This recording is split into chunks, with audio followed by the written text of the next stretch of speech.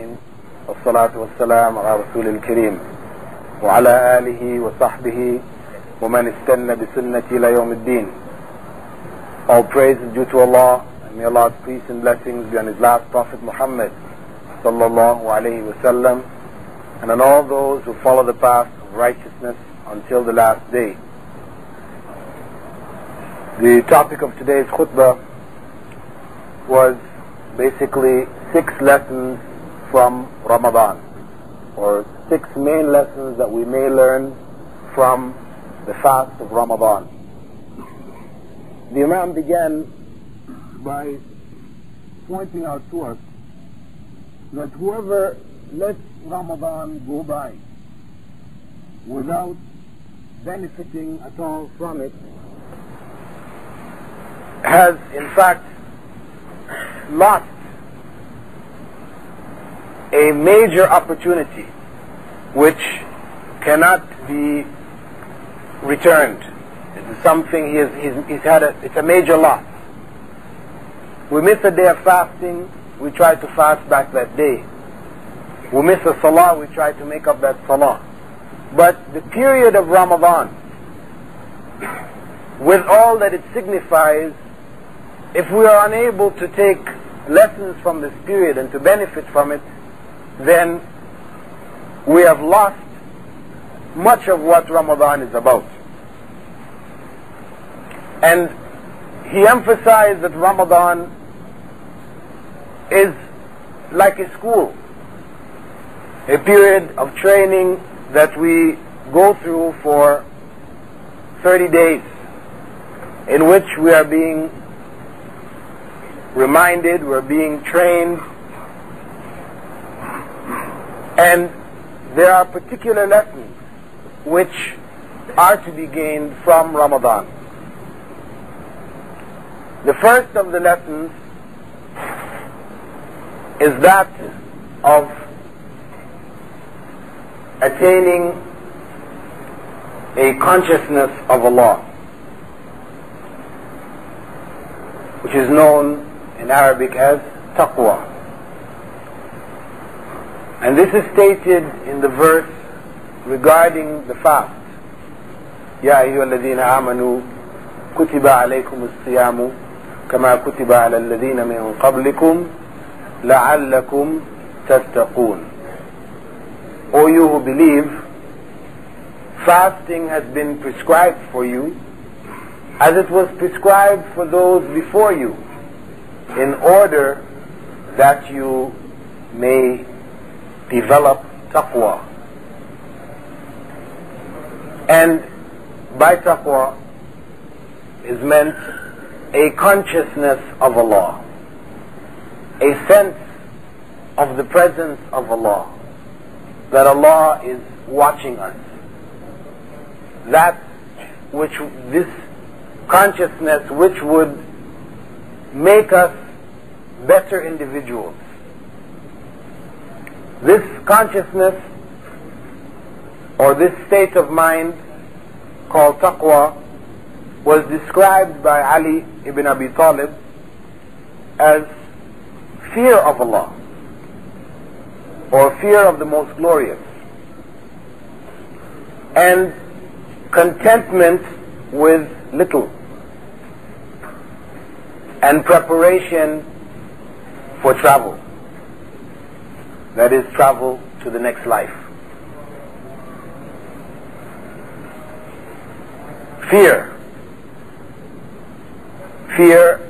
being an essential component of taqwa. Though there are some people who would promote that worship of Allah should be without fear. You have some people, particularly those who belong to mystical groups known as tariqas, they promote this idea that their worship of Allah is based only on the love of Allah. Fear is for the ignorant masses. You do good because you love Allah, not because you fear Allah. It may sound theoretically reasonable that you should do good, not because you fear, but because of your love of Allah. This seems to be, according to them, this is how they promote it, as being a higher level of faith. But in fact it is not. Fear is something which you find mentioned throughout the Quran. Fear of Allah. Fear of Allah in the sense that one fears the punishment that would come from disobedience of Allah. One loves Allah by striving to obey His commandments, but at the same time one has to have a fear of the punishment of Allah. These two are inseparable, and they constitute the basic components of true faith. And Abu Huraira had reported that whoever fasted, or whoever was able to catch during the fast Laylatul Qadr, that he would attain salvation from his previous sins. And also whoever fasted the month of Ramadan ihtisaban, that is, seeking the pleasure of Allah, and imanan, with correct faith, he would also attain salvation from his previous sins.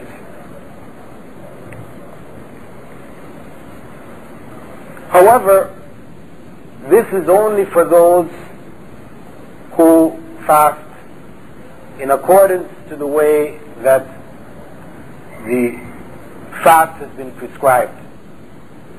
Not merely following the letter of the fast, as we spoke about in previous sessions, but finding the spirit of the fast and fasting in accordance with it. We know that because Prophet Muhammad ﷺ was also reported to say that whoever doesn't give up false statements, lies, rumors, and acting in accordance with these statements, Allah has no need for that person's fast. He also said that perhaps one who fasts will only get out of the fast thirst and hunger.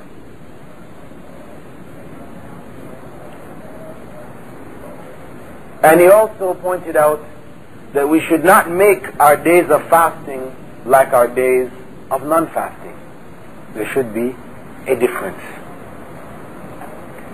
So it is essential for us to approach the fast with the correct spiritual methodology in order that we may develop through the process of fasting a greater consciousness of Allah. The second lesson is the strengthening of one's bond with Allah through worship. The various acts of worship are our means of establishing a bond or a contact, a link with Allah. This month, all of the various acts of worship are increased in their quantity and in their sincerity, in the way in which we apply them.